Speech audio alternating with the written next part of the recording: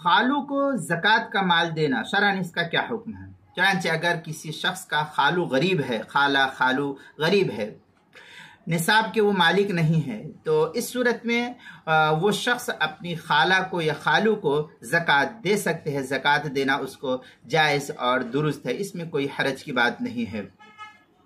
چنانچہ فتاوی عالمگیریہ کے اندر ہے والافضل فی الزکوٰۃ اولا الی الاخوہ ثم الی الاخوال والخالات ثم الی اولادهم۔ یہ فتاوی عالمگیریہ کی عبارت جلد نمبر 1 صفحہ نمبر 190 الباب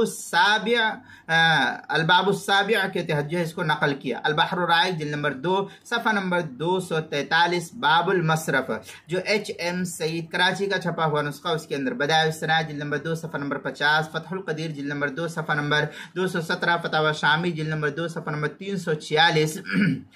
زکوٰۃ کے مسائل کا انسائکلوپیڈیا، اس کے حروف تہجی خا، عنوان ہے خالو، صفحہ نمبر 155 پر اس کو نقل کیا گیا ہے۔